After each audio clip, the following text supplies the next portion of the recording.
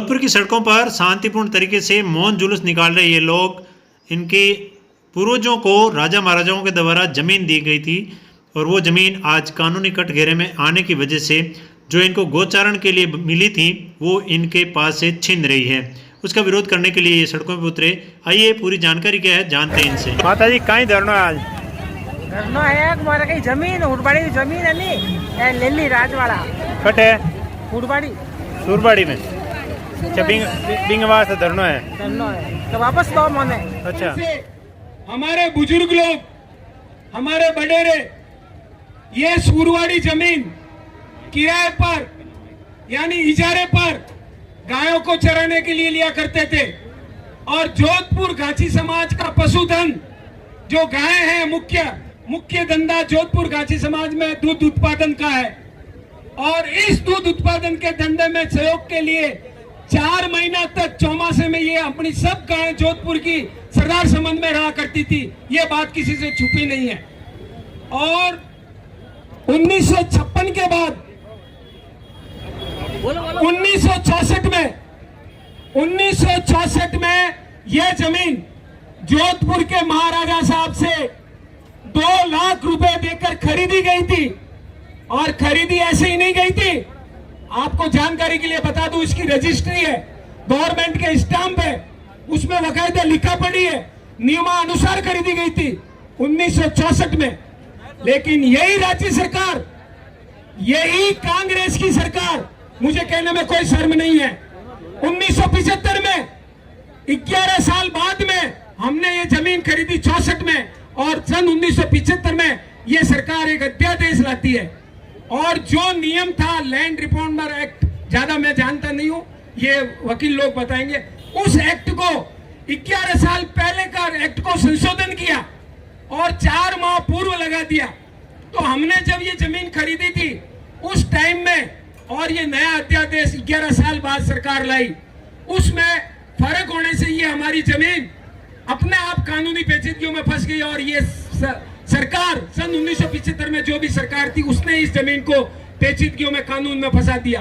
हमारा इसमें कोई दोष नहीं था, हमारे बडेरों का कोई दोष नहीं था, कोई कमी नहीं थी, पूरे कागजात थे, रजिस्ट्री थी महाराजा साहब के, उसमें वकायदा रजिस्ट्री के आप सब कुछ डॉक्यूमेंट्स है। उसके बाद ये कानूनी पेचीदगियों में तो फंसी, लेकिन 2001 में आपको बता दूं 2001 में ये जमीन जोधपुर हाईकोर्ट में यानी सिंगल बेंच बोलते हैं उसको, उसमें जोधपुर घाची समाज को इस जमीन का मालिक बताया और ये फैसला हमारे पक्ष में हुआ। लाके मतलब अपन इस जमीन के मालिक कोर्ट के थ्रू भी 2000 में हो गए थे, जबकि सरकार ने इसको बैक डेट में लाके अपन को फंसाया, अपने को इसको कानूनी पेचीदगियों में फंसाया। ये कोई गलतफहमी निकाल देना कि ये जमीन कब्जे की है, ये जमीन कब्जा की हुई है, या सन 64 के 2 लाख रुपए कितने होते हैं आप लोग समझ सकते हो, हिसाब लगा लीजिए। हमने पैसे दिए न तो महाराजा साहब इस पर, अगर महाराजा साहब को ये जमीन हमने ली और महाराजा साहब की और सरकार की कोई मिली भगत थी तो क्यों उन्होंने हम गरीब जनता को, हम पिछड़ी जाति को उस जमाने के 2 लाख रुपए रेके ये जमीन गड़बड़ वाली दी। जब सरकार एक तरफ तो ये लगाती है कि भाई राजाओं की जमीन एक्वायर करके गरीबों को दी जाएगी और दूसरी तरफ सरकार क्या इन राजाओं के साथ सांठ-गांठ करके ऐसे नियम बैक डेट से लाती है कि राजा को समय दे कि वो जमीन को बेचे, अपने पैसे कमाए और गरीब जनता उसमें फंस जाए, बाद में कानून में आकर वो रोते रहे और जमीन को भी रोते रहे और खुद भी रोते रहे। वो 2 लाख रुपए के बाद अपन लोग करोड़ों रुपए इस पर कानूनी खर्च कर चुके हैं। 2 लाख तो सन 64 में दिए थे और आज तक करोड़ों रुपए हम कानूनी पेचीदगियों के कारण खर्च कर चुका है ये हमारा समाज। तो हम कहां गलत हैं? उसके बाद 2001 में हम कोर्ट में जीत गए, लेकिन आज हमारी कोई वर्चस्व नहीं राजनीति में या सरकार में, हमारी कोई सुनने वाला नहीं। हमने सन 2017 में कानून के अंतर्गत ही हाई कोर्ट में जो फैसला हुआ उसकी टिप्पणी के अनुसार ही हमने इस जमीन को पुनः आवंटन के लिए आवेदन किया। देखो साहब, अब मैं पूरी बात बताऊंगा। पूरी बात बताओ। 2001 में हम लोग जीत गए, लेकिन सरकार ने इसको अपील की बड़े कोर्ट में, और देखो आखिर देखो हमारे पास इतने संसाधन नहीं है, अपन पढ़े लिखे अनपढ़ लोग, पिछड़े लोग हैं, ये बात स्वीकार करना ही पड़ता है और है।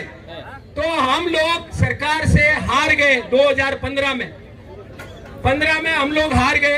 तो हम लोगों ने उसी के अनुसार, सरकार के बताए कोर्ट के कानून के अनुसार, कोर्ट में की गई टिप्पणियों के अनुसार, अपन लोगों ने 2017 में, जिसमें आप लोग सब सम्मिलित थे, तो 7 अप्रैल 2017 को पाली में एक महा रैली के साथ जिला कलेक्टर पाली को कानूनन रूप से एक आवेदन किया था।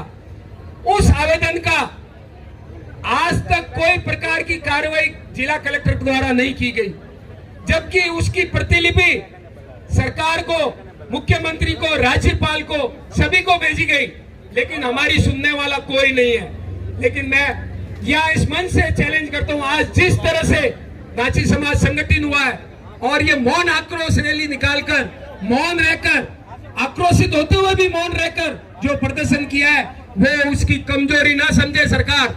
ये कमजोर समाज नहीं है। अगर इसका आक्रोश फूट गया और मौन टूट गया तो सरकार को हम किसी तरह से टकराने के लिए तैयार है, लेकिन सरकार को हमारी इस जमीन पर अब कुछ निवेदन, कुछ न कुछ निर्णय लेना पड़ेगा। हम तो ये कहते हैं, आज एक तरफ सरकार 2017 के बाद अब 23 में भी उस एप्लीकेशन पर कोई कार्रवाई नहीं है। आज आप लोग सब सम्मिलित होकर, हम सब जोधपुर में क्यों दिया गया, मैं थोड़ा सा बताना चाहूंगा।